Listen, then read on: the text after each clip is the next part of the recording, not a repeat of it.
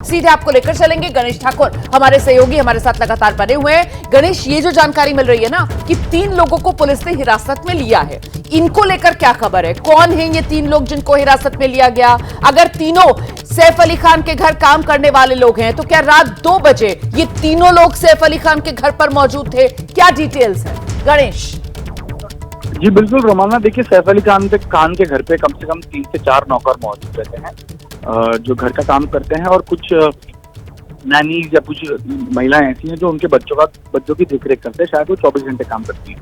तो ये 3 नौकर उनके घर के ही हैं, ऐसा बताया जा रहा है। अब उनसे पूछताछ होगी क्योंकि सैफ अली खान ने जो प्राथमिक स्टेटमेंट दिया है उसके बाद उनसे बात नहीं हो पाई, क्योंकि जो भी हमलावर था वो सीधे सैफ अली खान ही उसके बारे में ज्यादा बता पाएंगे। लेकिन जब हमला हुआ, आवाज हुआ, तो घर के तमाम लोग भी वहां पर पहुंचे थे। तो घर में उस समय क्या हुआ था ये जानने की कोशिश मुंबई पुलिस कर रही है। इस वजह से ही इन तीनों को हिरासत में नहीं, लेकिन पुलिस अपने साथ जांच करने ले जा रही है, उनसे छानबीन करने ले जा रही है। इसके अलावा सिर्फ इन तीनों से ही नहीं, तो इमारत में या उस बिल्डिंग में कल सुबह से लेकर शाम तक कौन कौन आया था, कोई ऐसा व्यक्ति था जो वहाँ काम नहीं करता है, या कोई ऐसा व्यक्ति है जो आया लेकिन बाहर नहीं गया, इसकी भी जांच हो रही है। क्योंकि पुलिस को शक ये है कि अगर पोस्ट एंट्री नहीं है और ड्रग्स या इलेक्ट्रिक ड्रग्स से कोई आया होगा तो हो सकता है कोई व्यक्ति पहले ही आया हो और वहां छुपा हुआ हो, रात होने का इंतजार कर रहा हो या घर में घुसने का इंतजार कर रहा हो। तो ये सीसीटीवी फुटेज से देखा जाएगा कि कोई ऐसा व्यक्ति है जो घर के अंदर या उस इमारत में तो गया था लेकिन वो परमानेंट वहां रहता नहीं है और वो वहां से बाहर नहीं आया। तो ऐसे व्यक्ति की भी तलाश की जा रही है। तो अब ये टेक्निकल एविडेंस के ऊपर जोर दिया जाएगा। क्या अगर हमलावर इस तरह हमला करने पहुंचा है चोरी के इरादे से, वहां घर में घुस रहा है, तो क्या कोई रेकी की गई थी? रेकी करने के लिए कितने दिन लगे? तो ऐसी कोई मूवमेंट पुलिस देखने की कोशिश करेगी जो उनके इमारत के आसपास हो रही हो और पिछले कुछ दिनों से हो रही हो, जो वहां रहता नहीं है, बस आके रुक के वहां पर चीज देख रहा है, रेकी कर रहा है। तो ये जानने के लिए वहां आसपास का सीसीटीवी कैमरा भी देखा जाएगा, उसके फुटेज भी खंगाले जाएंगे। तो बारीकी से इसकी जांच की जाएगी क्योंकि पोस्ट एंट्री तो है नहीं जी। कई सवाल हैं रोमाना। ये कंफर्म हो रहा है गणेश की फोर्स्ड एंट्री नहीं है, ये कंफर्म है? पुलिस ने बार बार कहा है कि पोस्ट एंट्री है नहीं, ना जाने की है ना आने की है। अब जाते समय तो कोई चोरी छुपे जा सकता है, लेकिन जब इतना बड़ा हमला कोई करता है तो पैनिक में कोई भी व्यक्ति चोरी छुपे उसी रास्ते से वापस नहीं जाएगा। सही बात। वो जो रास्ता उसे मिलेगा उसी रास्ते से भाग के जाएगा। हाँ। और हो सकता है भागते समय उसे कई लोग देख भी सकते हैं क्योंकि वो हाई सिक्योरिटी जोन है। हाँ। वहाँ पे कई बड़ी संख्या में सिक्योरिटी गार्ड होते हैं, सिर्फ लॉबी में ही नहीं तो गेट में भी होते हैं, पीछे के गेट में भी होते हैं, क्योंकि वो इतनी बड़े लोग वहाँ रहते हैं उस इमारत में। और हम भी जब वहाँ कई बार कवरेज करने तो पिछले कुछ सालों से जाते हैं तो देखते हैं कि अगर किसी को अंदर जाना है तो उसकी पूरी छानबीन होती है, उसका गेट पास देखा जाता है, उसको किस घर में जाना है उस व्यक्ति से कंफर्म किया जाता है कि ये व्यक्ति आपके घर पे आ रहा है। तो इतना आसान नहीं है वहां जाना, इतना आसान नहीं है वहां से भागकर इतना बड़ा कांड करके बाहर भाग के आना। तो अगर कोई व्यक्ति चोरी छुपे गया होगा लेकिन भागते समय पैनिक में वो इस रास्ते से आया होगा जहाँ से वो जल्द भाग सकेगा, तो ऐसे में रास्ता घर के बाहर का होता है या सीढ़ियों का होता है।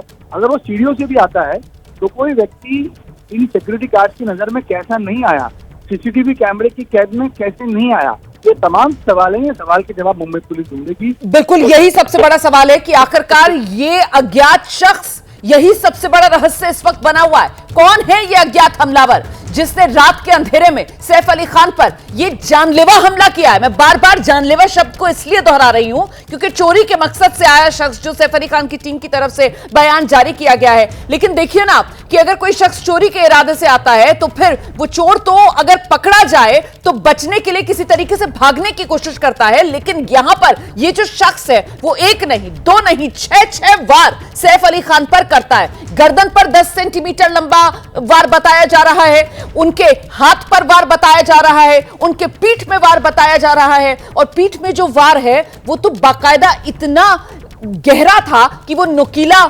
हथियार जिससे पीठ पर सैफ अली खान के वार किया, वो हथियार वहीं का वहीं उनकी कमर में ही फंसा रह गया। इसी को लेकर सर्जरी सैफ अली खान की अभी भी जारी है। लीलावती अस्पताल में सैफ अली खान का ऑपरेशन चल रहा है। सीधे आपको लेकर चलेंगे, हमारे साथ हमारे सहयोगी मृत्युंजय इस वक्त मौजूद हैं। जरा जानते हैं मृत्युंजय से क्या अपडेट मिल रहा है। मृत्युंजय, अभी भी क्या सर्जरी जारी है?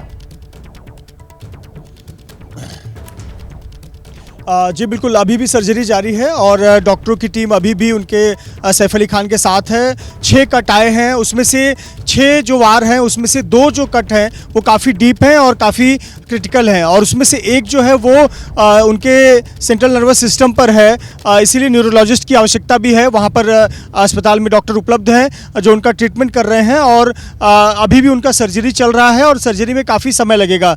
सबसे महत्वपूर्ण बात यह है कि जो ये कट आए हैं उसकी वजह से कोई और शरीर के हिस्से को दिक्कत ना हो, खास करके अगर उनके नर्वस सिस्टम पर चोट लगी है तो उन्हें कोई और ज़्यादा दिक्कत ना हो, इसका ख्याल डॉक्टर सबसे पहले रख रहे हैं। तो आपको बता दें कि सर्जरी जारी है और सर्जरी अभी भी चल रही है। जो 2 डीप कट हैं उसका ट्रीटमेंट बहुत ज़रूरी है, क्योंकि ये काफ़ी गंभीर चोट हो सकते हैं साबित, और इसीलिए डॉक्टर कोई भी लापरवाही नहीं बरतेंगे और पूरा ध्यान रख रहे हैं।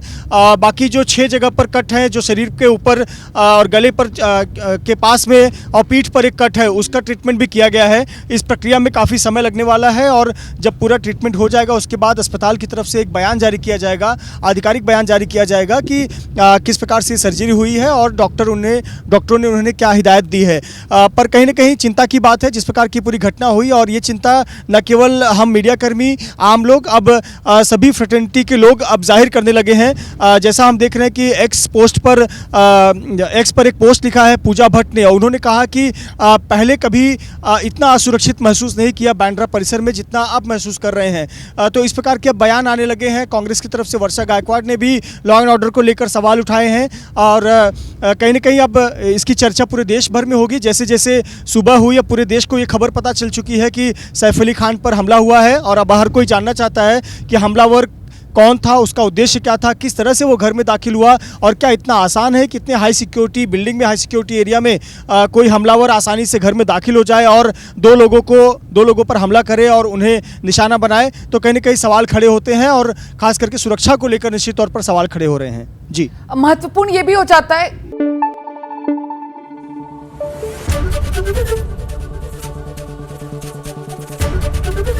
एबीपी न्यूज आपको रखे आगे।